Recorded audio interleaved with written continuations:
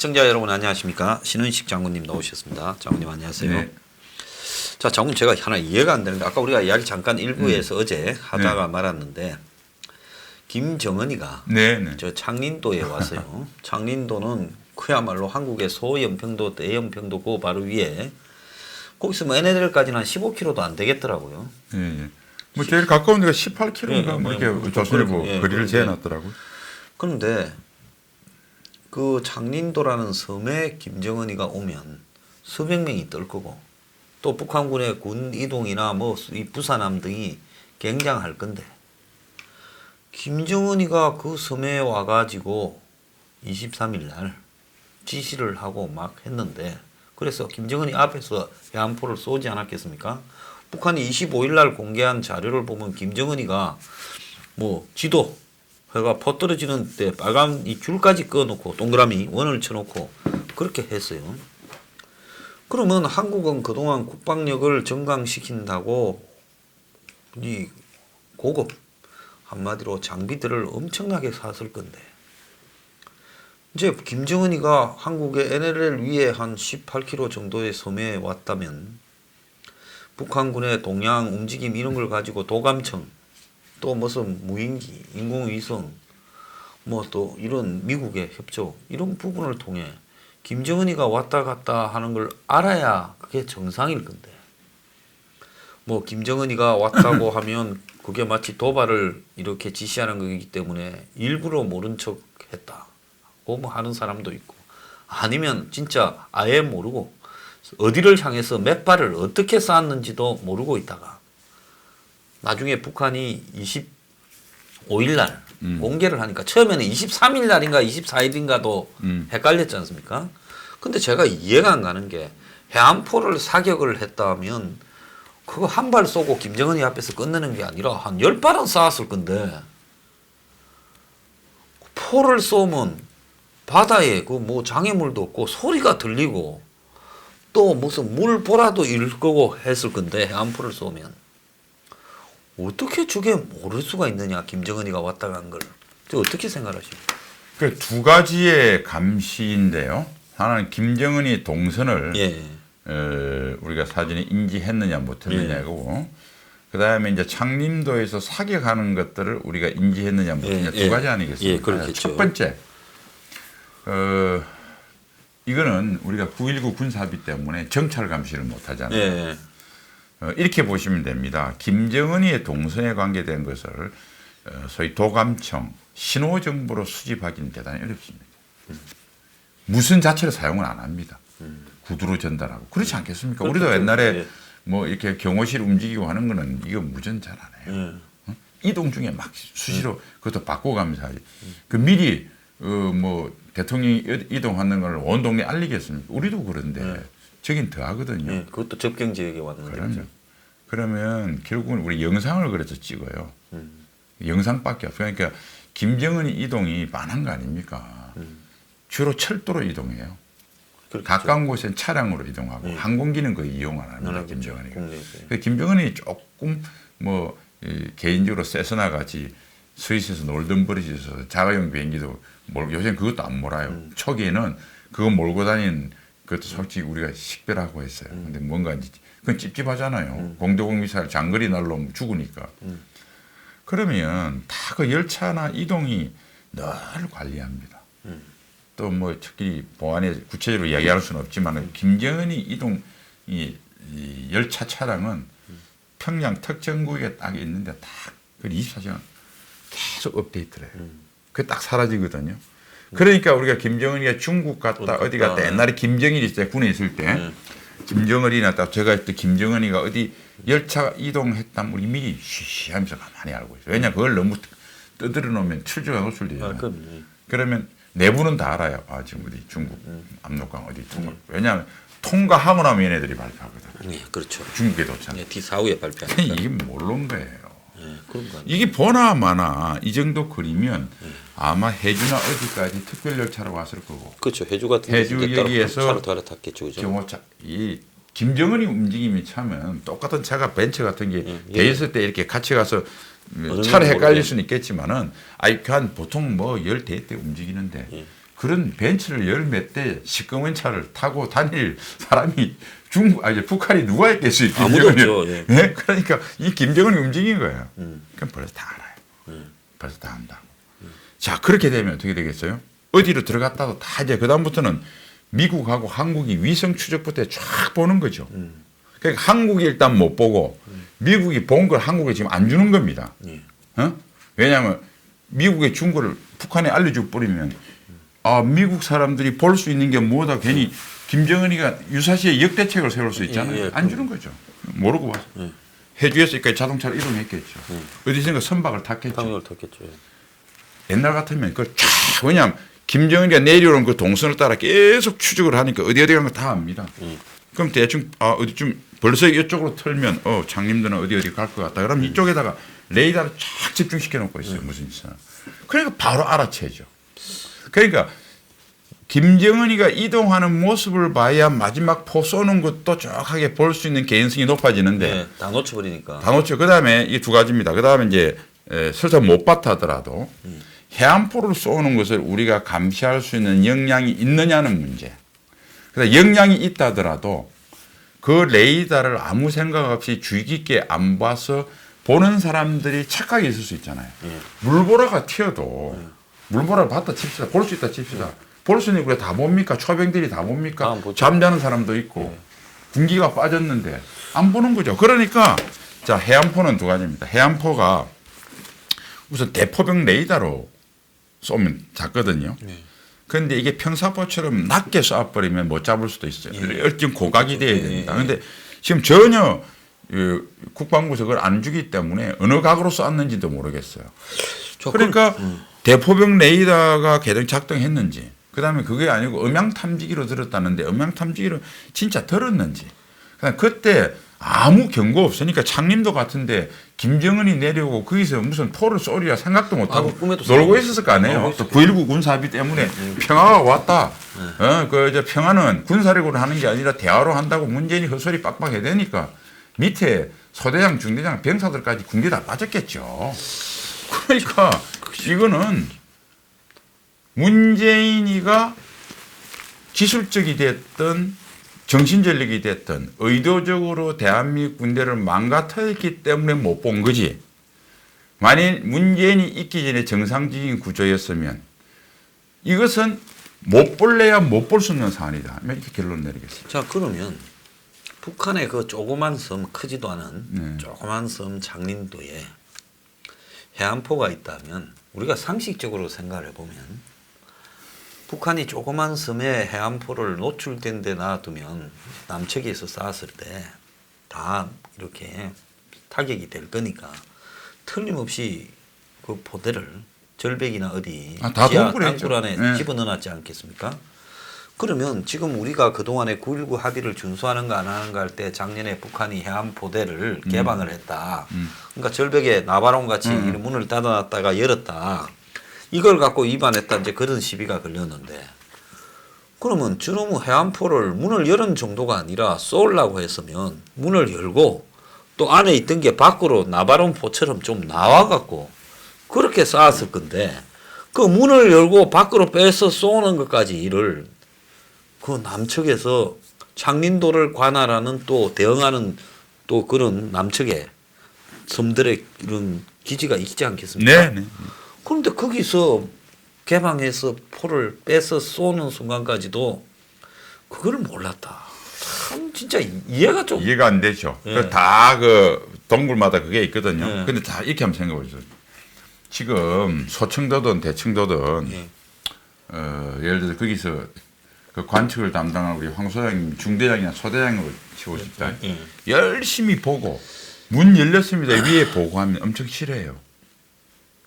왜냐면 그 보고하면 그 여는 것 자체가 9.19 군사합의 위반인데 열심히 근무하면 위에 욕먹을 짓만 있어요. 그러니까 이번에 북한이 발표 안 했으면 끝나는 거 아니에요. 괜히 보고를 받아놓으면 위에 나중에 쭉쭉 이런 또 9.19 군사합의에 관련된 상황을 문재인이 하도 떠드니까 아마 장관하고 의장까지 바로 보고될 거 아닙니까? 저희 때도 그런 게 없어서도 바로 보고됐어요. 그럼 보고되면 네가 보고를 차라리 안 하고 네가 그냥 안 보고 게으름 낮잠만 자면 괜찮은데 괜히 봐서 내가 이거 모른 체 할 수도 없고 그래서 지 면피하려고 청와대에 보고했다. 그럼 김육은 차장도 곤란한 거야 이거. 그렇잖아요. 서로가.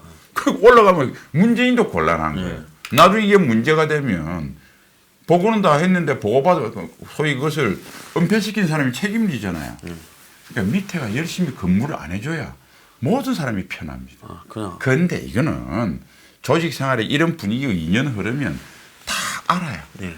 그러니까 아예 안 보는 게 편해요. 그렇지 않습니까? 그러니까 나 열심히 안 봐야 되겠다. 예. 아니, 보고 나서 올라가면 윗사람 곤란하게 시키는 일인데 그 열심히 자기 노력 다해가면서 그거보다는 이어폰 꽂고 고향 순위 생각하면 윗사람도 좋아하고 다 자기도 편하고 예, 다 편하고 모두가 해피한데 그러니까 그러겠네요. 이 포문이 열려봤자 그러니까 중요한 거는요. 사람은 모든 노력과 비용을 들여서 상당한 귀찮은 행동을 할 때는 그 귀찮은 행동에 따른 보상, 인센티브가 있어야 행동을 합니다. 여러분 그렇지 않습니까? 네, 그렇지. 그런데 귀찮은 행동을 하면 불이익이 불이익이 오는데 오는데 누가 인간이 하겠니? 불이익을 주는 행동을 안 하게 돼 있어요. 예, 그건 뭐 그러니까 지금 한국은 내가 왜 자꾸 무너졌다면 시시하네. 감시 장비나 기계의 문제도 있고 9.19 때문에 예. 그러니까 보지 말라는 거 아닙니까? 예. 북한이 무슨 짓을 해도 비행기를 띄워서 보거나 열심히 봐서 괜히 보고해서 왜 나보고 은폐하는 나중에 저 역사적으로 나중에 그 군법에 들어갈 죄를 나한테 자꾸 토스하냐? 어? 내가 너 보고 열심히 근무하라고 안 그럴 테니까 그냥 쉬어. 어? 그리고 핸드폰 하고 정신 뭐 갖지 말고 문재인이가 작년 연말인가요? 전방 가서 그랬잖아요.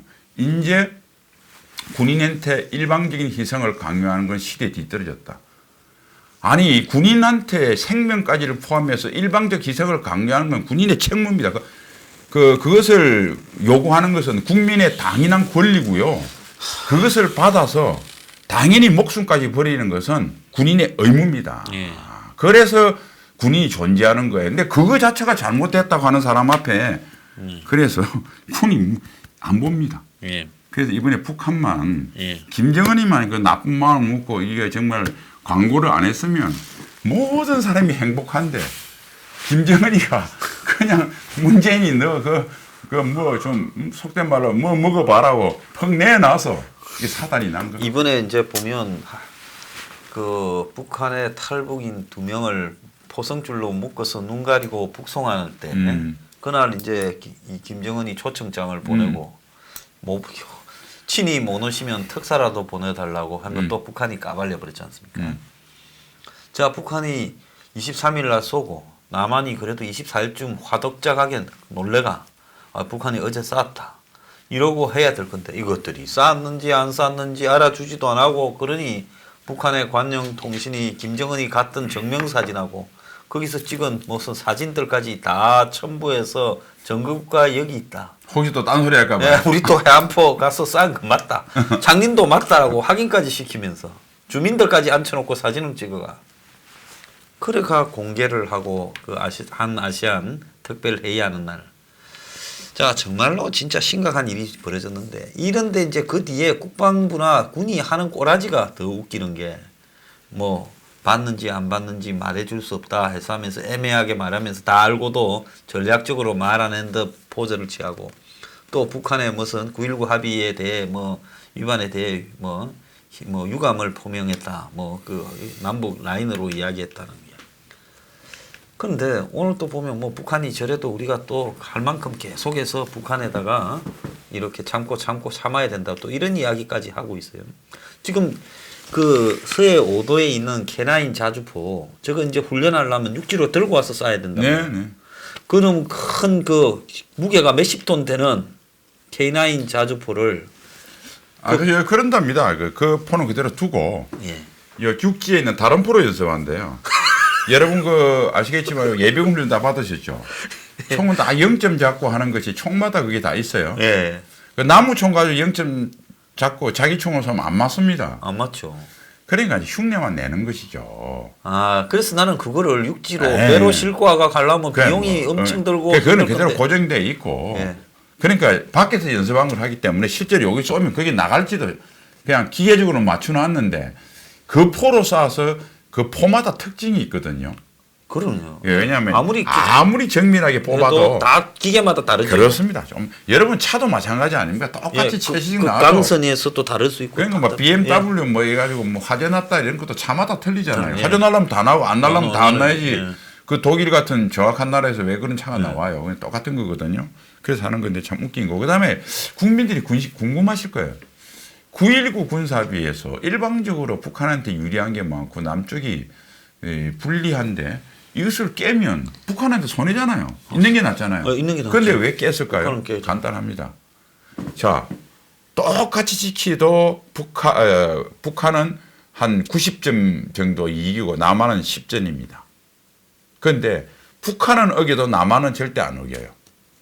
그렇지 않습니까? 그렇죠. 정책. 그렇다고 문재인이가 뭐 그것도 수치인하고 뭐 봤는데 뭐 보는데도 없는 수치 불명의 또 뭐 전통문을 보냈다더라고요.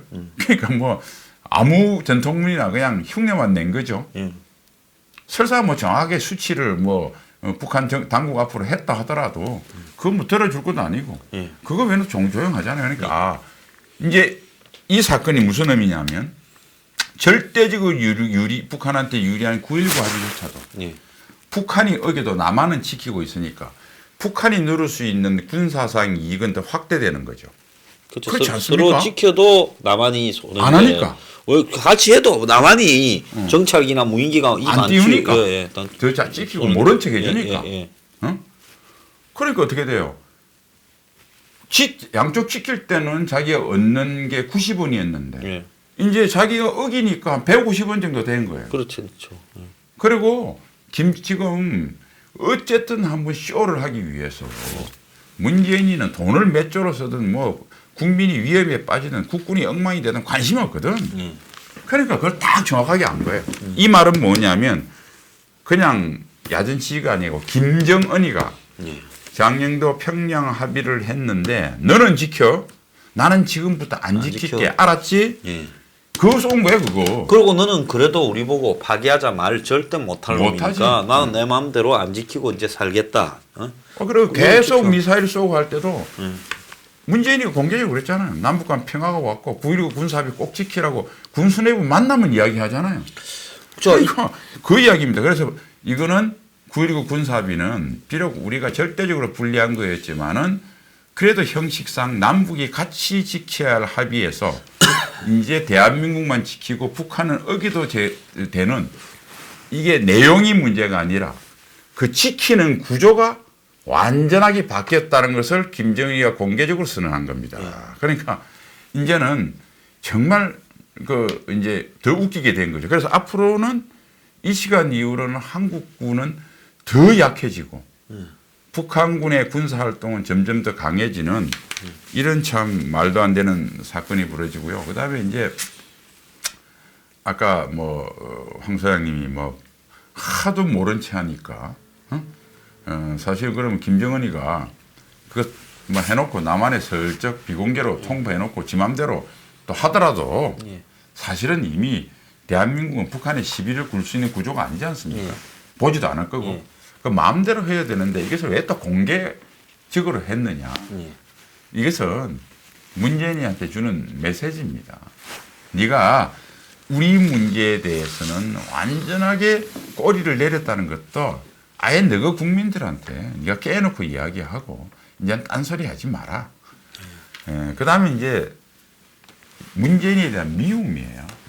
뭐 한다고 해서 이제 네 줄 건 다 받았는데 처음부터 제가 요까지만 드리겠습니다. 더 이상은 못 줍니다 하면 괜찮은데 이게 똑같은 겁니다.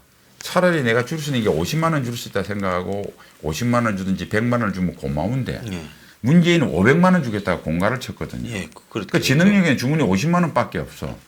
그러니까 계속 김정은 생각에는 저놈이 나한테 준다는 500만 원 생각밖에 없는 거예요. 그렇죠. 그러니까 너 미운 거예요. 그러니까 우리가 쓸데없는 약속을 해서 미움받는 거 똑같거든요. 자, 그런 상태다가 문재인이가 참 이게보다 좀 얄미운 좀 하면 알아먹어야 되는데 이게 좀 우스갯소리입니다만은 드라큘라 중에서 드라큘라가 제일 그 무서운 드라큘라가 뭐냐면 예. 축농증 걸리고 봉사라 예. 십자가도 못 보고 마늘 냄새도 못 맡는 드라큘라 만나면 이게 정말 골치 아프거든요. 골치 아프죠. 이게 딱 이거예요. 예. 부적이 뭔지 모르는 무식한 귀신하고 똑같이 예. 아무리 이야기하고 사진을 줘도 이 문재인이는 뭐 예. 둘러대 버리거든. 예. 그러니까 이제 점점 이런 행위가 왔다. 이제는 예. 9.19 군사비를 내가 안 지킨다고 큰 소리 한번 쳐보겠다. 예. 그래서 막 이렇게 공개적으로 나온 것이다. 뭐 이렇게 봅니다. 자, 근데 이 한국의 군수 내부는 뭐라는지 미국에 이번에 보면 해군 장관이 네. 그 미국의 네이비 실이 그 군인답지 않은 태도로 IS 소년 그렇죠. 병사에 대해서 잔혹한 짓을 했지 않습니까? 그래서 이제 당연히 해임하고 이제 이 징역형을 보내려 했는데 트럼프가 이제 선거를 앞두고 미국의 뭐 애국주의 보수 쪽에 표에 호소한다고 그걸 이제 다시 복원시키니까 해군 장관이 사표를 던지면서 트럼프한테 뭐 이렇게 맞선다니까 또 트럼프가 해임시키고 막 이런 충돌이 지금 벌어지고 있지 않습니까? 그래서 이 해군 장관이라는 사람이 트럼프한테 정면으로 갖다 발라버리는 진짜 이런 부분.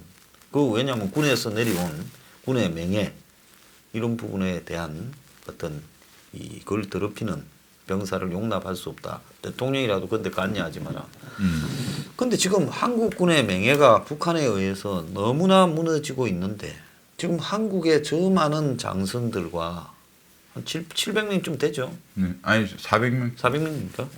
그 430명. 장성들과 또 군에서 이런 상황에 대해서 단 하나 누구도 저항하지 않고 이렇게 국방이 안보가 해체되는 부분을 따라가면 이래가 나라 꼬라지가 어떻게 되겠는가 진짜 걱정이 많습니다. 그래서요. 저도 참 이 예비역 장군으로서 정말 국민 여러분께 면목이 없기 짝이 없는데요. 예. 그게 이제 물론 군인들 자체도 문제가 있겠죠. 우리가 잘 아시는 뭐 이종찬 장군 같은 분은 4.4 5입 했을 때 저 카리스마 있는 이승만 대통령한테도 그 해가지고 그렇습니다. 반발을 해서 뭐 총장이 해임이 되고 뭐 이런 일도 있었고 그다음에 뭐 박정희 대통령이 유신했을 때 반대했던 뭐 이런 분들 뭐 하여튼 있었는데 이제 가면 갈수록 그런 것들이 소위 도덕적 용기라고 그러나요? 이게 퇴색하고 있는 것은 사실입니다. 근데 군도 마찬가지고. 그런데 이제 우리가 이것은 뭐 변명이 아니라 전반적으로 보면 우리 사회 전체가 그렇습니다. 사실. 우리가 예를 들어서 4.19 때 고대생들이 두들겨 맞고 서울 지역에 있는 대학 교수님들이 시국성에게 사실은 이승만 대통령이 하야하는 결정타였지 않습니까? 그렇죠. 뭐 이제 우리 황 소장님도 그 에서 대학 나오셨지만 조국 같은 저런 게 있으면 서울대 법대 교수들은 뭐 합니까? 그렇죠. 장편이야. 고대 교수는 뭐 합니까? 조민희 문제.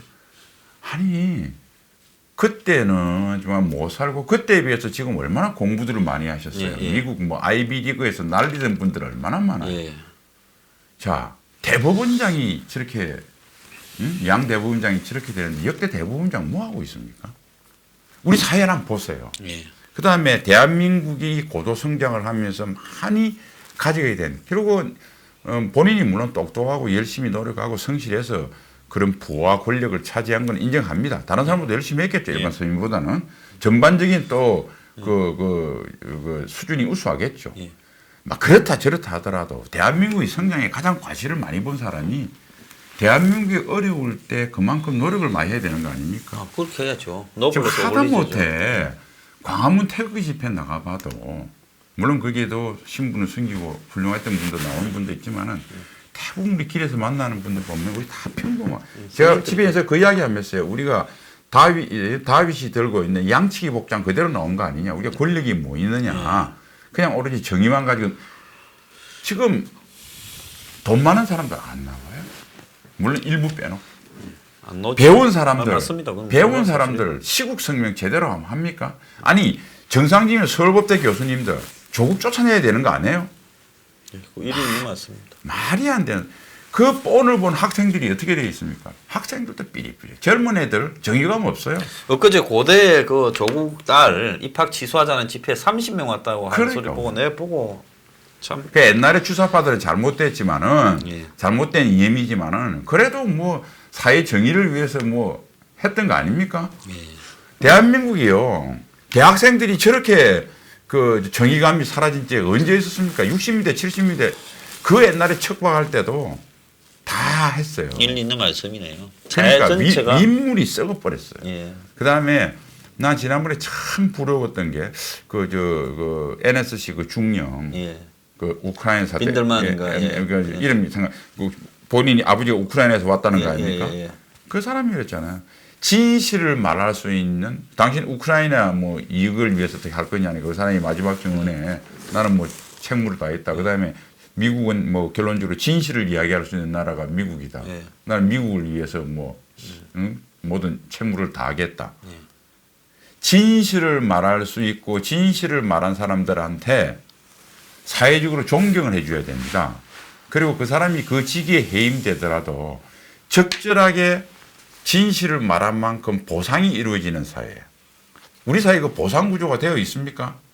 세월호 사건 참 안타깝죠. 근데 어떻게 세월호 사건이 전투에 죽은 사람보다 몇십 배 더 대접을 받습니까? 그건 말이 안 되죠. 그러니까 이런 구조를 만들어 놓고 그래서 사람들은 다 생각합니다. 내가 뭐 가까운 사람을 야 너 잘난 체 하지 마라 괜히 네가 뭐 용감한 척 정의로운 척 했다가 뭐가 손해나면 니만 손해다. 다른 사람들 박수 치다가 싹 뒤로 빠진다. 그리고 모든 사람은 그래요. 누가 해달라고 그래. 지가 할 생각을 안 해. 그리고 제일 또 웃기는 게 그냥 뭐 우리 어디 이 뭐 후원이나 이런 거 있잖아요. 예. 그럼 뭐 여러 사람한테 저도 그런 이야기 들었지.